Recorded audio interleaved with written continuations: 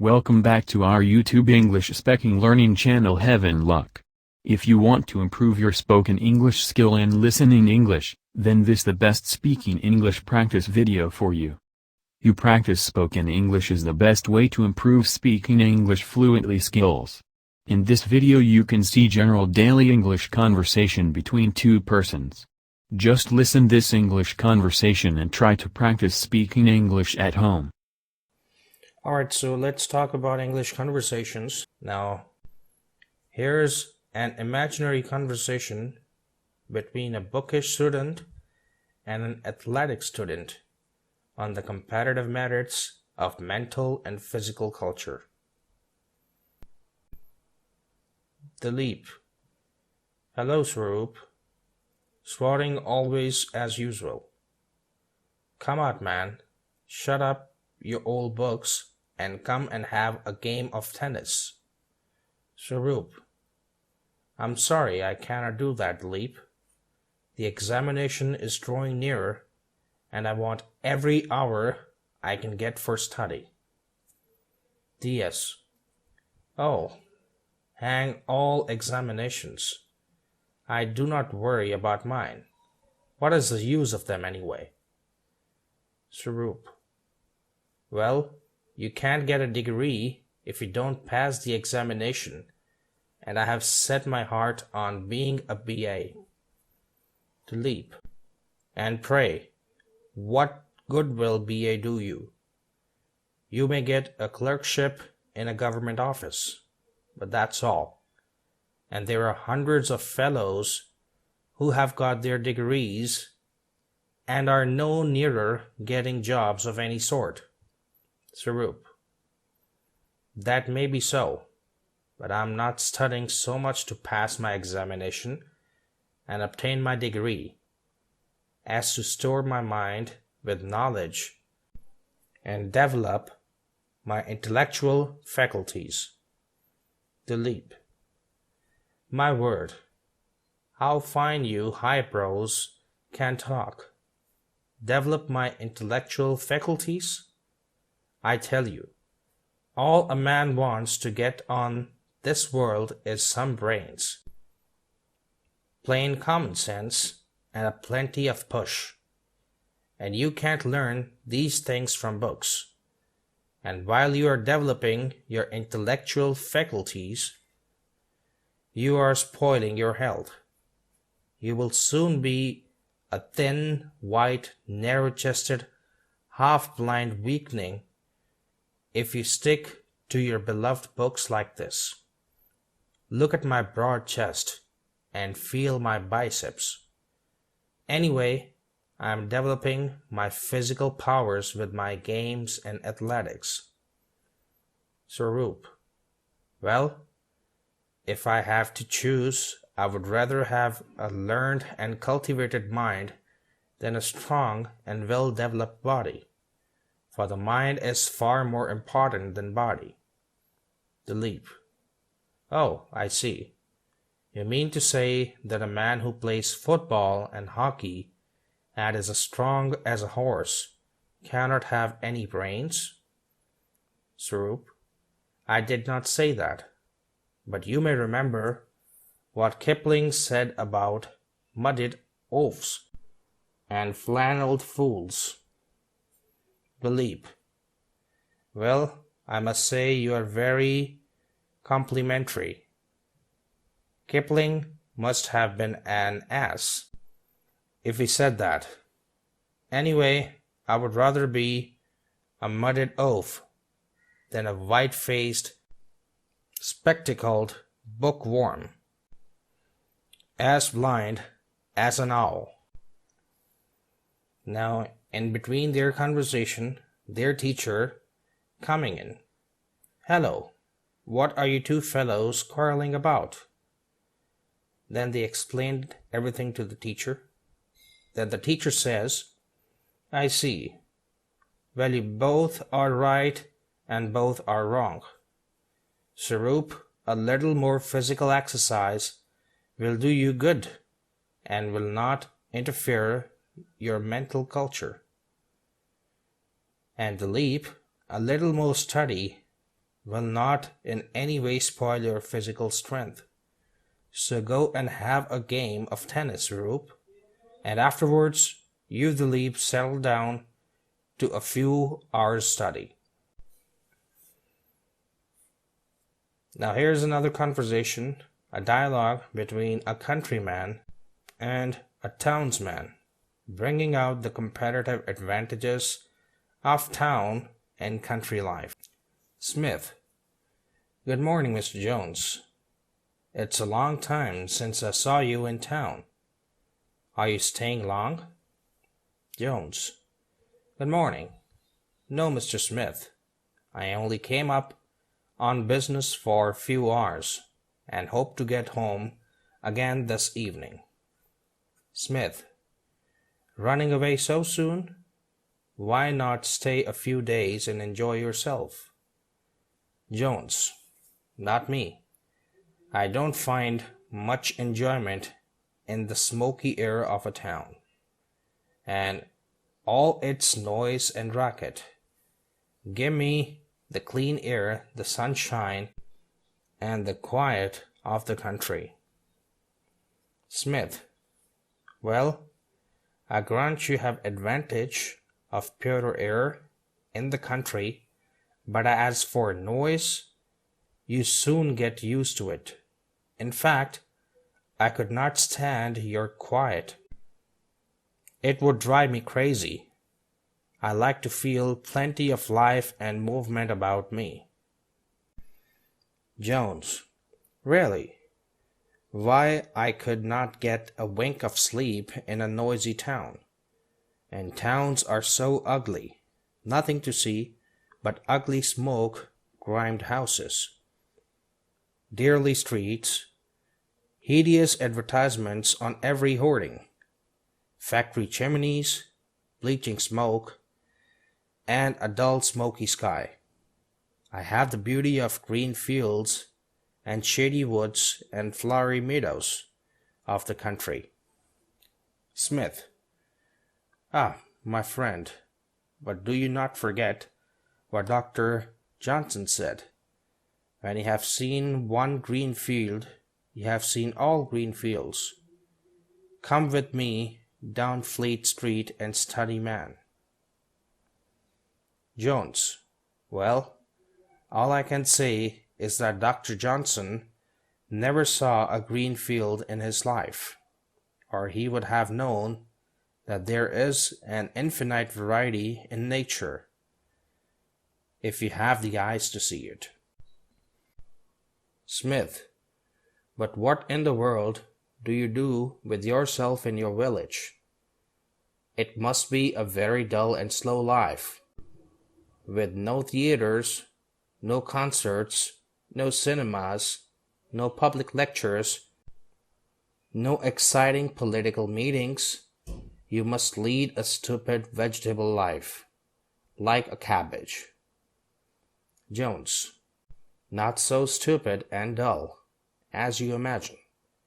I have my garden, which is a great source of pleasure, and there is fishing and a little hunting, and then I love tramping over the hills and seeing the beautiful scenery, and in the evenings I have my books. Smith: Well, every man to his taste, but to me yours would be a dull life. Jones: Dull or not, it is much healthier. In the pure country we do not get epidemics and dirt-produced diseases you have in your towns, and our quiet habits give us longer lives. Smith: Yes, you may live longer in the country, but you don't get so much of life as we do in town.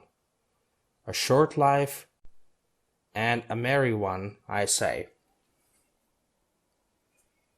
Now here's another sample conversation, a dialogue between two boys discussing their hobbies. George: I'm in luck, Will. My uncle has just sent me a letter from Japan, where he is on business, with some Japanese stamps.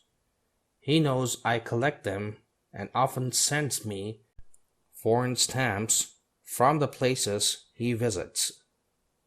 Well, they look rather nice. Are you going to paste them in your album? George: Yes, here it is. I've got quite a nice collection now. Well, what a lot. French, Italian, Dutch, German, American, Turkish. You seem to have some from almost every country. George: Oh, there are a lot I've not got yet, and some rare ones are very expensive and cost pounds of money. Well, but what is the use of collecting stamps? George: Oh, well, it's a hobby, and it teaches you some geography and sometimes it brings money. Well, how is that? George: Why, a really good collection sometimes sells for hundreds of pounds. Why don't you go in for stamp collecting? Well, I like something more active. My hobby is collecting ferns and wild flowers. And to get these, you have to go long country walks and explore the woods and climb the hills. It is quite an adventure when you find a rare plant or fern in some wild place. George: But what do you do with them when you get them? Well, I press them and then mount them neatly on sheets of paper and name them. I have got quite a nice collection. George: How do you press them? Well, I laid the fern and plant between sheets of bolting paper and put them in a press or under a board with heavy weights. You have to change the bolting paper every day, and in about a week the plant is dried and pressed, and will last like that for years. George: And what is the good of your hobby? Well, it teaches me a lot of botany, and takes me into beautiful country, and does me good physical, because it means exercise in the open air. Now here's another conversation, a dialogue between a master and a pupil on public speaking. Speaker 1: Well, Ram Narayan, I hear you are taking part in the speaking competition. Pupil: Yes, sir, and I came to ask you to give me some hints on the art of public speaking. Master: With pleasure, Ram Narayan. Have you prepared your speech? Pupil: Yes, sir, and now I'm learning it by heart. Master: Oh, but that is a great mistake. Always carefully prepare what you want to say, but never try to learn it off by heart. Pupil: But why, sir? Master: Because when you are speaking, you should watch your audience to see whether they are following what you say. You can see by their faces whether they understand and are interested, and if they are not, you can then win their attention by adding or emphasizing or changing something. But if your speech is learnt by heart, you can't alter it. Pupil: But it seems so much easier to learn. Master: It is not so in the end. Memorizing is a great strain. Also, if you forget one sentence, you may break down altogether. Pupil: Well, I might manage if I could have my notes with me when I speak. Master, at first, you may take a short note of outline or main points of your speech, lest you should forget, but when you get used to speaking in public, it is best to do without notes altogether. Pupil, but if I don't use notes and must not learn my speech off by heart, how can I remember what to say? Master, you must prepare carefully and think out what you want to say and learn the main points or outline of your speech. Then, when you get up to speak, you will find that the words will come. Pupil, but I feel so nervous when I have to speak. Master, that is natural, especially at first. But as you get used to speaking in public, you will overcome that. Even practiced speakers often feel very nervous before they begin to speak. But when they get on their feet, they forget all about it. Pupil, when I'm nervous, I think I speak too fast. Master, well, you must practice speaking slowly and distantly. And don't shout. It strains your voice and prevents people hearing you. And don't speak too low. Speak naturally, so that all can hear. Pupil, thank you, sir, for your hints. I will try to follow them. Now here's another conversation, a dialogue on the choice of profession, law, or medicine. Jai, thank goodness our examinations are over at last. Das, what a relief. I hope I shall pass, for I have just got a letter from my father promising me to send me to medical college if I get through class 12. Ja, oh, are you going to be a doctor? Das, yes, and I'm very glad my father is a doctor. You know, and I have always wanted to be one too.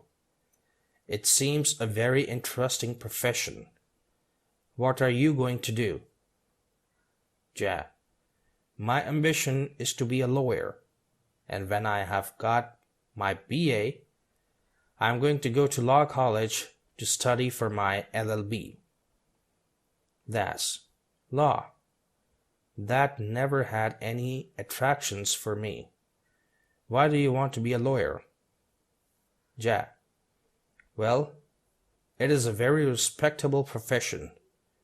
One can be a gentleman and hold a good position anyway.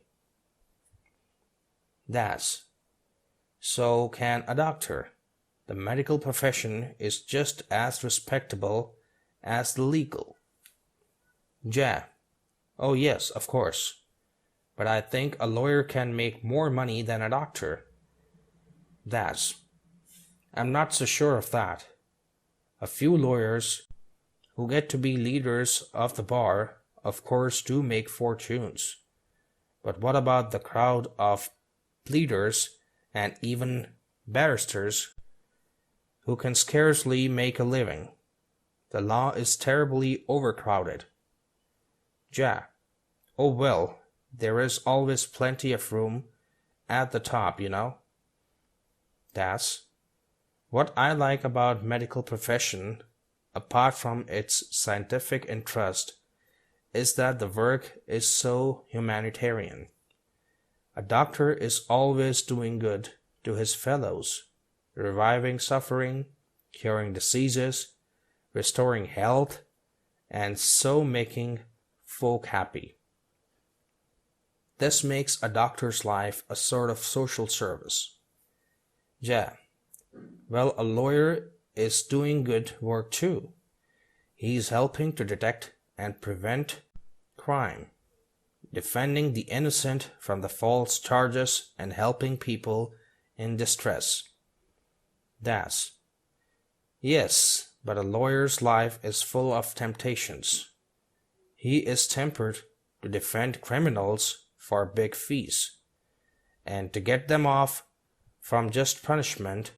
I don't see how a lawyer can help being a liar too. Yeah? Now you're joking. It is as possible for a lawyer to be an honest man as it is for a doctor to be a rogue.